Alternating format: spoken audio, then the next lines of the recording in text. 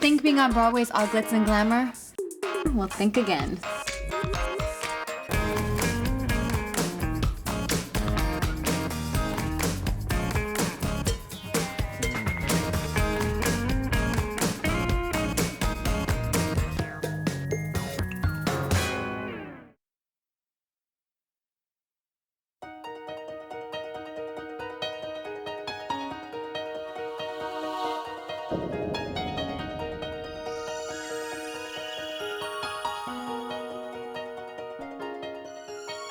I'm Michelle GELDA. I'm 14 years old. I'm Irene's daughter, and I'm in high school. Oh my God, everything is so cool about having a mom that works on Broadway. A long time ago, they have like famous people that come and like see the show, and then they get to go backstage and like take pictures and everything. So I got to meet Miley Cyrus. My friends are always like, oh, what are you doing after school? Oh, I'm going to work with my mom. Oh, what does she do? She works on Broadway. That's so cool. It's close enough. How much is it supposed to be? That's 2, and it needs 2 1/4. When my mom's around, we have so much fun together. We love to bake. I shouldn't tell you anything? You have to start it slow, because remember last time it blew up in my face. Everything somehow goes wrong. Which one was the first tray? I'm gonna turn them around. Do you know which one was the first tray? No, and that's why I said that. We would never know which cookie was yours. Oh, why What do you think, 2 more minutes, sweetie? Yeah. Okay. But I mean, we always like cope with it, and it's just hilarious. Thank you. Thank you. Okay, let's check it out. See, I think they're done. Those look better. Okay. It's really hard during the weeks because I don't get to see her that much. I think it was this one. No, it had to be that I have to leave in 20 minutes. Okay. So I'm not gonna get on the other because they're gonna be ow, too. I just burned myself. Silly girl. I think like our time together is more special because I don't really see her like 24/7. If something happens at school that day and like I talk to my dad about it, like it's not completely the same as talking to my mom, because I mean, we're both girls, so like we can relate and everything. Yeah, I guess I've grown to like accept that she has to work.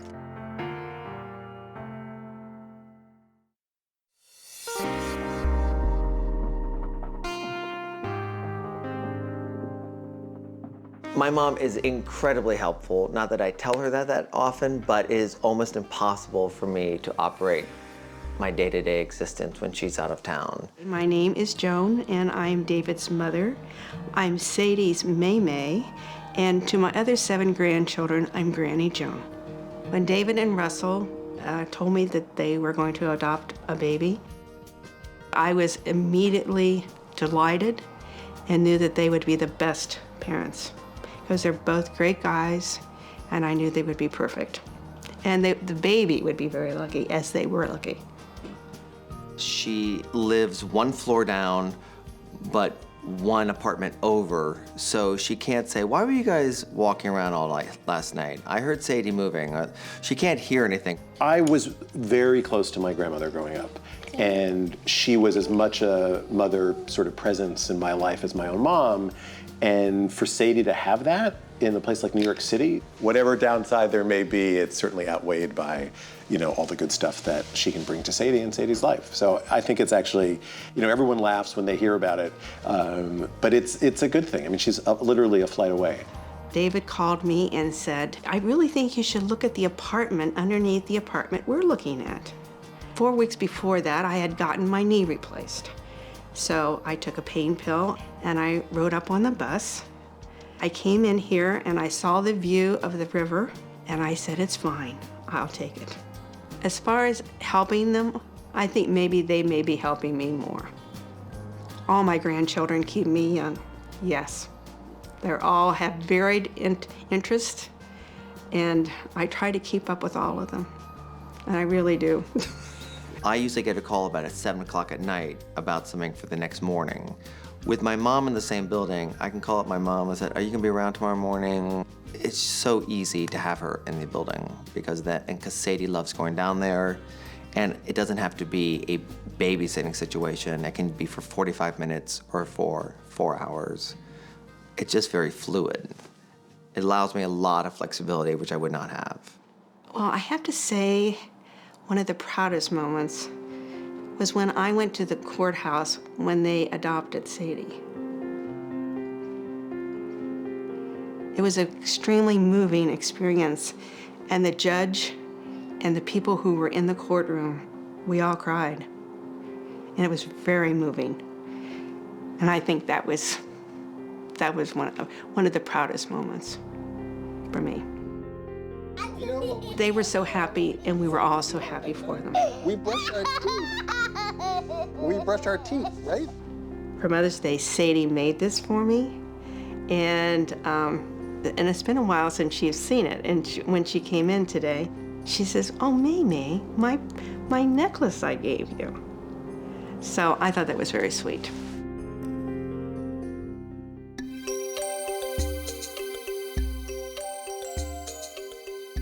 One of the chants that my mom used to sing to me went like this.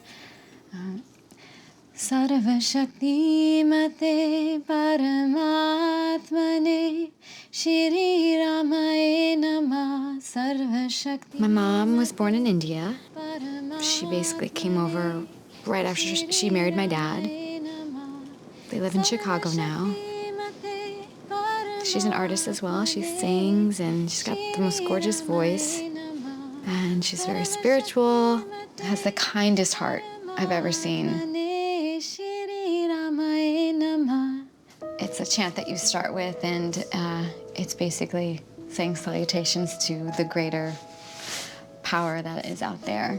7, 8, and out. From the time I was a little girl, my mom wanted me to dance. Actually, she put me in ballet when I was 3, and she pushed me, and I wanted nothing to do with it, just nothing. So I quit after a while, but she always believed that I had a gift, and for singing and dancing and acting, anything I did, she was like, "You are amazing."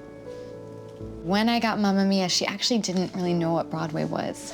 It's a cultural difference, but she didn't know, but she was really excited. And when she started telling her friends, that's when I think she really got it. And I can see it in her eyes. I can see that light. She's just so excited and proud.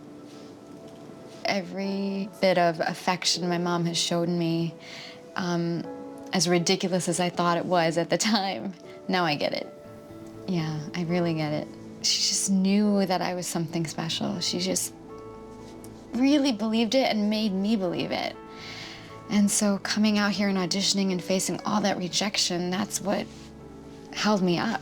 That gave me my foundation to say, you know what, you're special and you can do this, so believe and keep going.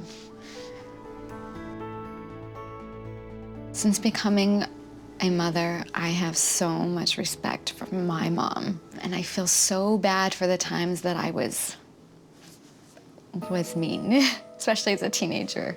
Those are the times I regret most now. I just had no idea what it took and what it takes. It's the hardest job. I don't care what anybody says. There's nothing that compares.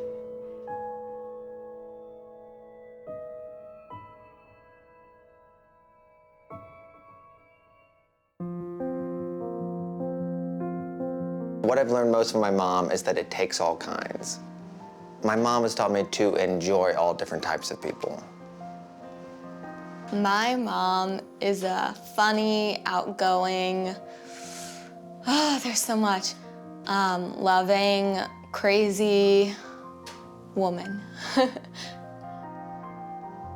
My mother was a great lady. She was probably one of the smartest women I knew. And she was extremely opinionated and very, very funny. She was the kind of person who everyone gravitated to because she was so much fun, and she told great stories and good dirty jokes, and no matter where we went, there was always people around her. When my mother was dying, she always knew that I had a lot of insecurity about myself, having been in the shadow of my brother and sister. And I worried about myself as a parent. Like, would I be a good enough parent? Would I be loving enough? Would I be smart enough? I was always worried that I wouldn't be smart enough to be a good parent, to help with homework and things. And we had a talk just before she died, and I was expressing my concerns about myself as a parent. And she just looked at me and she said, Irene, you just have to be yourself. And I think that's the best advice. I don't live by it always, but I try to. Oh, I remember it very well. It is glamorous at times. Get to parade around in front of 1,500 people every night, sign autographs, and wear fancy clothes. But it's not really. I still take public transportation.